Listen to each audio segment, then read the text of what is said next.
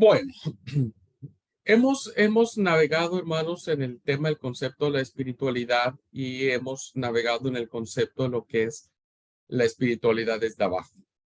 Les quiero informar que hoy estaré abriendo un foro donde quiero que ahora, con base en los elementos que ya hemos analizado en clase y con base a su propia experiencia, van a tener que elaborar un concepto propio de espiritualidad cristiana. ¿Ah? Yo les voy a pasar un video ahí en la plataforma. Quiero que lo vean antes como un disparador, como algo que van a tomar como una guía para que ustedes puedan considerar la formulación del concepto de espiritualidad cristiana y van a interactuar con sus compañeros en relación a los conceptos que cada uno pueda expresar. Así es que hoy a la tarde, me imagino, estaré subiendo ese foro para que empiecen a trabajar sobre eso. La próxima clase voy a hacer algunos comentarios de la lectura que hicieron de Ricardo Barbosa de Sousa. Me gustaría conocer sus impresiones, aunque voy a leer sus trabajos.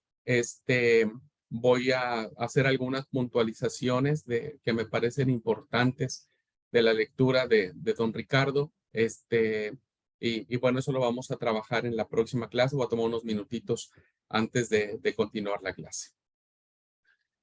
Muy bien, ahora, queridos alumnos, vamos a entrar al terreno de una de las experiencias espirituales que en lo particular me ha llamado mucho la atención, sin que esto signifique algún conflicto ni doctrinal ni nada por el estilo, que tiene que ver con los padres del desierto.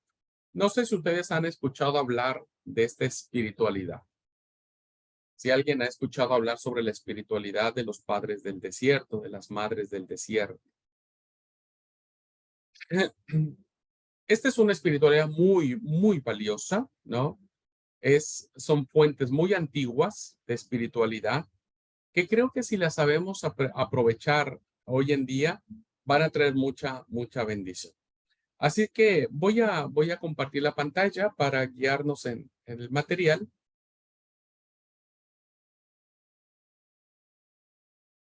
Y entonces,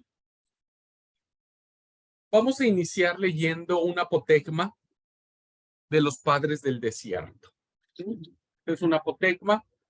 Apotegma quiere decir enseñanza, pequeña historia, ¿no?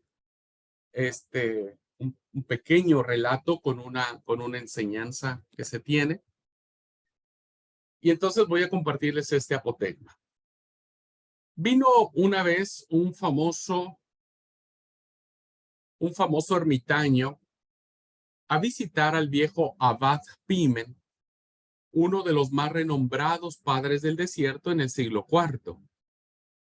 Un monje se encargó de presentarle al abad diciendo: es un hombre extraordinario, estimado y querido en todo este contorno. Yo le hablé una vez de ti y ahora ha venido personalmente a verte. El anciano le recibió muy amable. Se saludaron, se sentaron y el visitante inició la conversación disertando sobre la escritura, sobre temas espirituales y celestiales. El abad volvió bruscamente a otra parte la cabeza sin responder palabra. Cuando el anacoreta se percató de que el anciano no le hacía caso, se levantó y se fue decepcionado y triste. Luego dijo al monje que le había presentado: he hecho un largo viaje inútil. Vine a ver al ermitaño y, ya ves, no se ha dignado hablarme. Entonces volvió el monje intermediario al abad Pimen y le dijo: Padre, ese hombre extraordinario y con enorme prestigio en toda esta comarca ha venido única y expresamente para verte.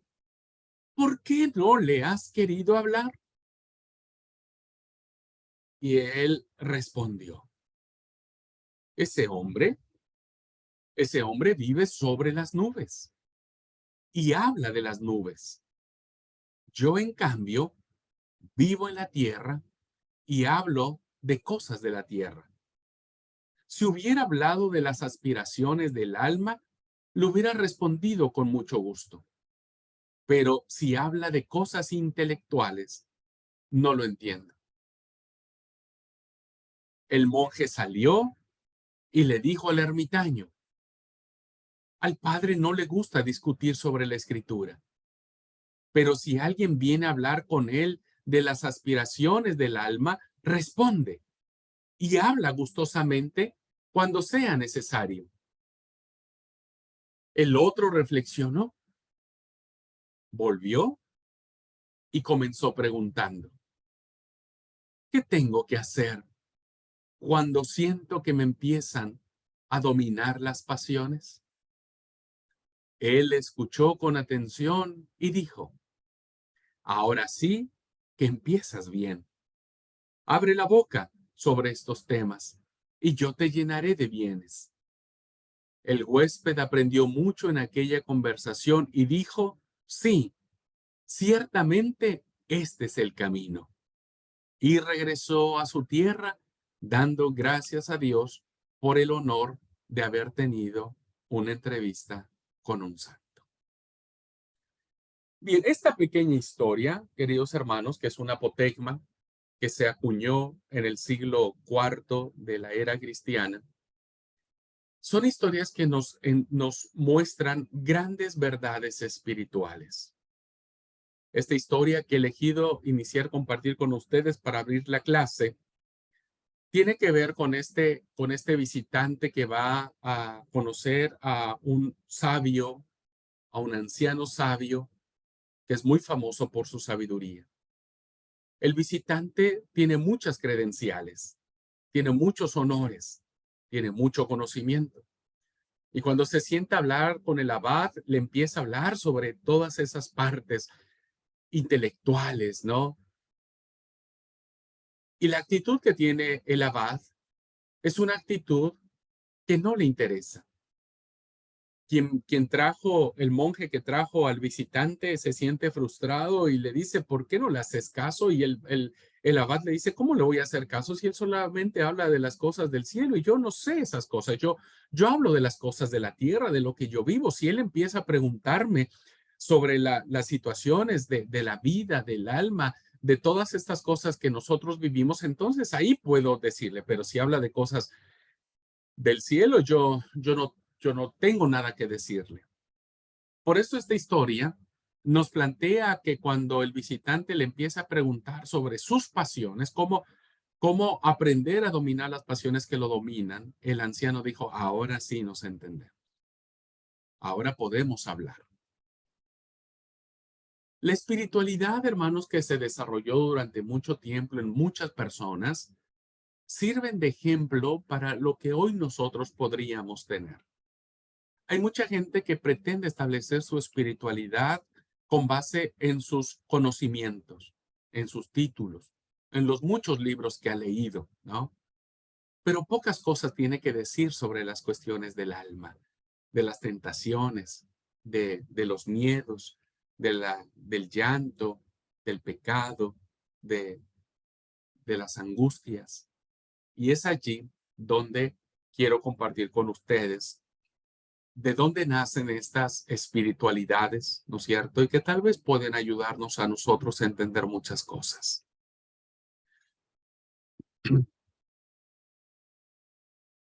Los padres del desierto, hermanos, es una espiritualidad que se empieza a forjar antes de que termine el siglo IV, en los años 300, ¿no? Donde muchas personas, llamados ermitaños, poblaron muchos de los desiertos de Egipto y de Siria, que era básicamente los lugares donde ellos decidieron irse, ¿no es cierto?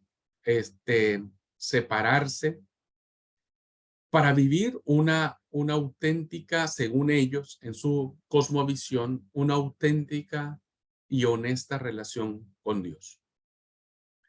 Escribieron poco los padres del desierto, pero vivieron mucho, con intensidad y sobre todo con pasión evangélica, ¿no? Porque ellos anhelaban hacer la obra de Jesús.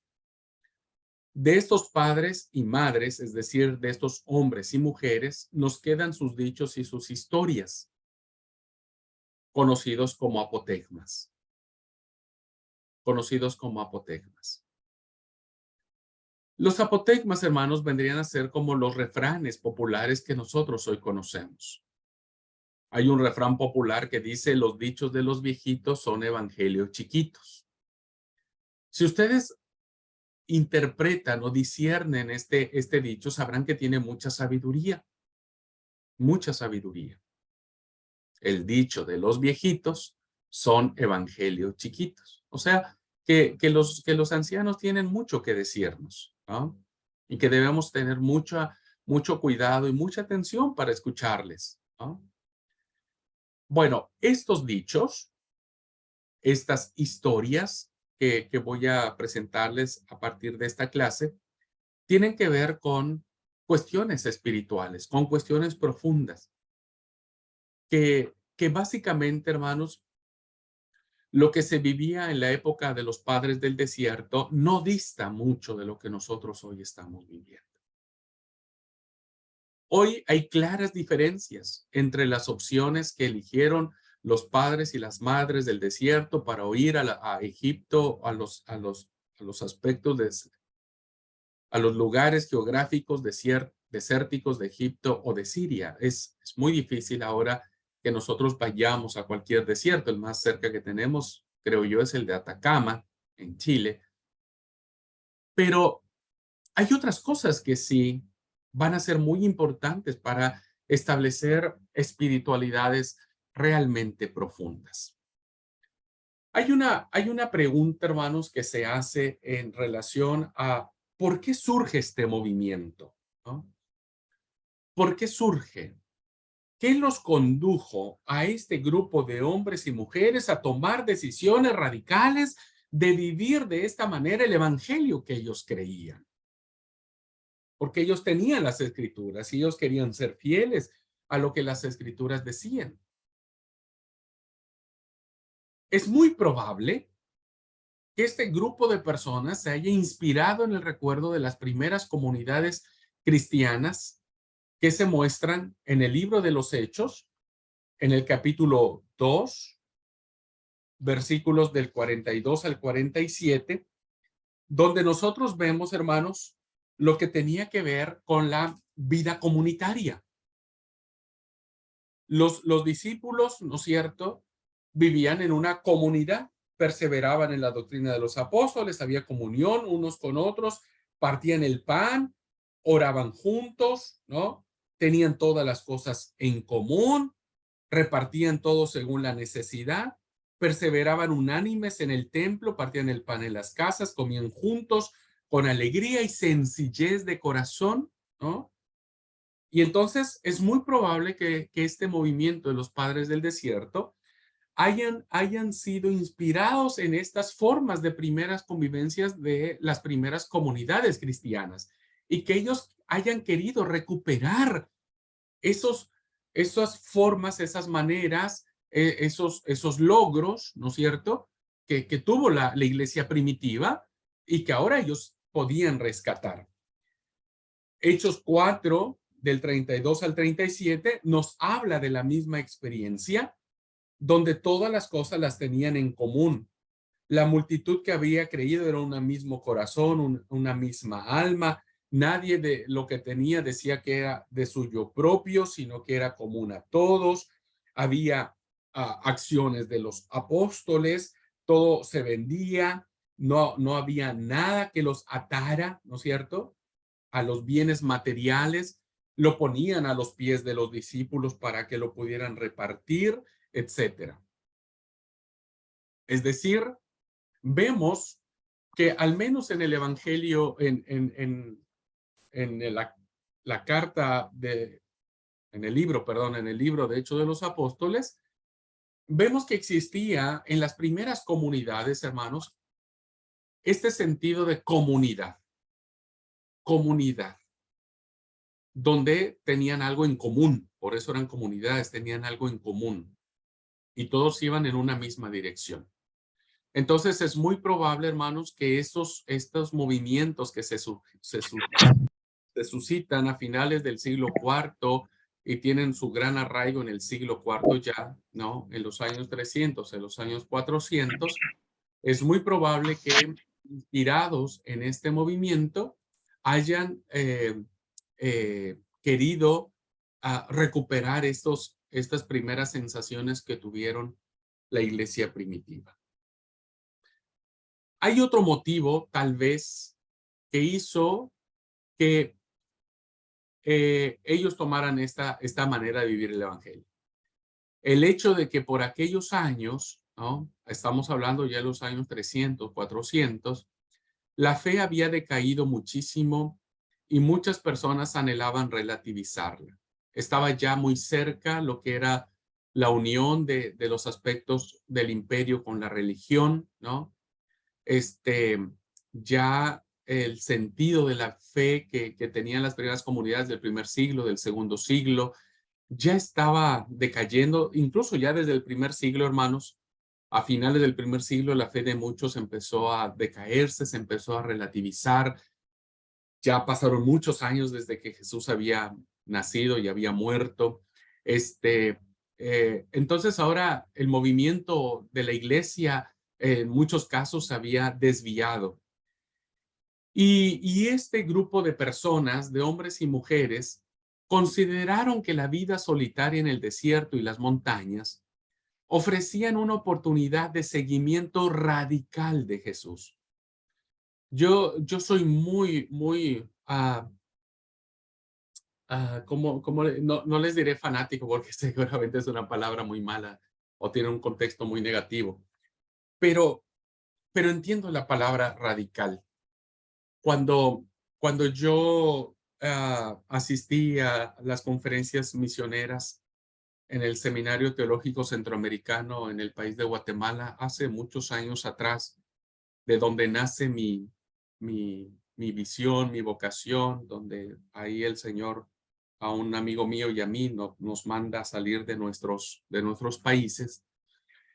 Hay una ponencia de uno de mis autores favoritos. Yo no sabía que él era un orador, pero hay una ponencia de, ahora se me fue el nombre, de un libro maravilloso. Estoy viendo si lo tengo acá o lo dejé en México, ese libro. Se llama Salmo 119, una odisea al corazón de Dios. Y es un libro maravillosísimo. Ojalá si algún día lo pueden conseguir, pueden leerlo. Eh,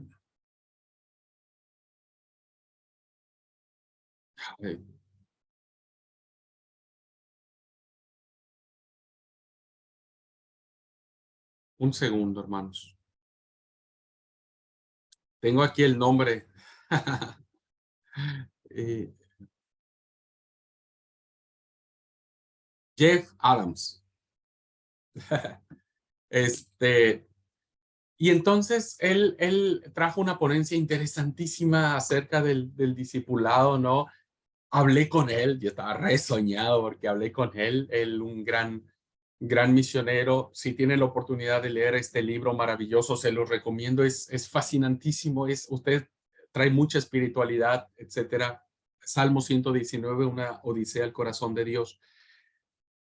Y entonces yo le planteé, porque él hablaba del discipulado radical, y él hablaba sobre la palabra radical. Era la primera vez que yo tenía este acercamiento a esta palabra, ¿no? Lo radical. Y en ese momento nació el título de un libro que todavía no comienzo, pero espero que cuando esté yo más viejito, si Dios me concede la vida, seguramente lo voy a leer. Voy a escribir. Y lo platiqué con él, con Jeff, y le dije, oiga, pastor, escuché su ponencia y demás, y le dije, yo quiero escribir sobre esto. ¿Está de acuerdo? ¿Cree que voy bien? Y dije, al menos el título lo tengo, le dije. Y el título es, incluso, ustedes no van a creer, pero está escrito aquí en mi Biblia. Mi Biblia que ya tiene como 30 años conmigo. Ya aquí lo tengo escrito y esto es algo que no se me va a olvidar nunca, es un pendiente. Y el título es El discipulado radical, un desafío trascendente de liderazgo. Ese es el título que tengo, donde quiero hablar sobre la radicalidad del evangelio. Un cristiano tiene que vivir de manera radical, ¿no? Pero bueno, ¿por qué traigo a colación esto? Porque a mí me llama, me atrae enormemente esta forma radical de seguimiento que tuvieron este grupo de hombres y mujeres. Mire, podemos estar a favor y en contra, ya ustedes lo van a ir viendo conforme pase la clase, ¿no es cierto? Pero creo que hay más puntos a favor de poder empezar a establecer espiritualidades radicales, no nominales, porque muchos hermanos seguimos teniendo espiritualidades nominales, es decir, de acuerdo a nuestras denominaciones, ¿no? Con base a un montón de reglas, a un montón de manuales, a un montón de cosas que nos hacen como ir palomeando, ¿no? Esto ya lo cumplí, esto también. Esto. Pero hoy necesitamos, hermanos, espirituales radicales que nos hagan tomar decisiones radicales, ¿no?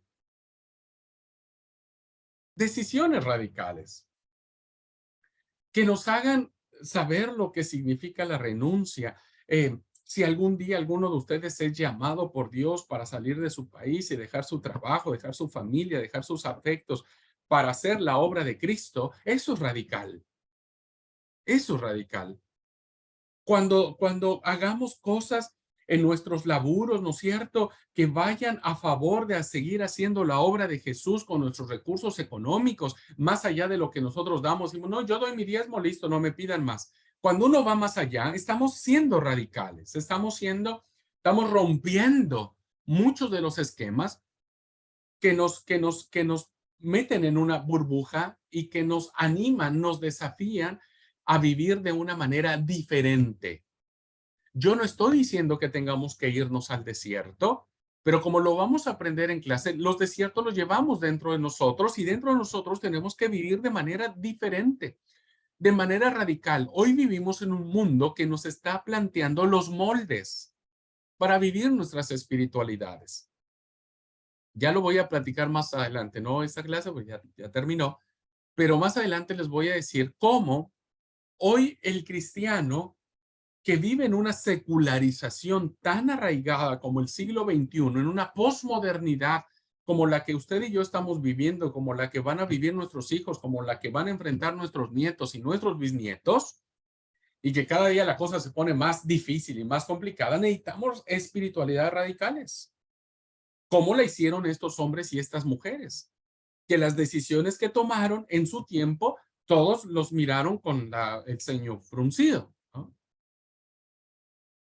Pero que lograron muchas cosas importantes que hoy a la distancia, ¿no? Uno las puede recuperar y uno las puede reflexionar y son como pozos de aguas antiguas, de fuentes antiguas que pueden traer frescura a nuestro presente. ¿Ok? Así es que bueno, vamos a dejar aquí la clase. En la próxima sesión vamos a ya profundizar quiénes fueron ellos, qué es lo que propusieron y cómo su seguimiento radical de Jesús, ¿no? Nos motiva a cada uno de nosotros a buscar ese mismo seguimiento radical y darnos cuenta, hermanos, si estamos conformes de la manera en que estamos viviendo nuestra espiritualidad, si estamos conformes. Y si no estamos conformes, hay que tomar decisiones radicales para vivir a Jesús, para proclamar a Jesús, para establecer a Jesús como el eje y el centro de nuestra vida. Y eso, hermanos, la verdad que creo que será maravilloso que lo podamos lograr porque despertaremos un avivamiento espiritual que hoy Nuestra familia lo necesita, porque lo radical tiene que empezar con los nuestros. Nuestra familia lo necesita. La iglesia lo necesita, ¿no? Y el mundo lo reclama. Pero eso, hermanos, eso lo vemos la próxima clase. ¿Okay? Antes de seguir emocionándome y robarles más tiempo, lo vamos a ver la próxima clase. ¿Okay? Muy bien, hasta aquí, hermanos. ¿Alguna pregunta, algún comentario, algo que quieran compartir, que sientan en su corazón que sea bueno para la clase? Por favor, podemos tomarnos, si ustedes me permiten, un minutito más.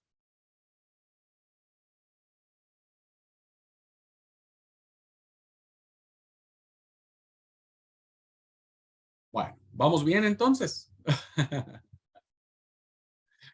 Muy bien. Gracias, Johnny. Gracias. Todo muy bien, hermanos. Gracias. Bueno, me alegro, hermano. Vamos a seguir en este canal, ¿ok? Bien, amigos, pues nos vemos la próxima clase, Dios mediante. ¿Es la otra semana? No, ¿qué día es hoy? No, ¿verdad? El jueves. El jueves nos toca clase. Oh, perdón, hermanos, perdón. Ya llegarán a mi edad y se sabrán lo que es olvidarse de algunas cosas. Bueno, gente hermosa, Dios les bendiga. Un gran abrazo. Muchas Bendiciones. gracias.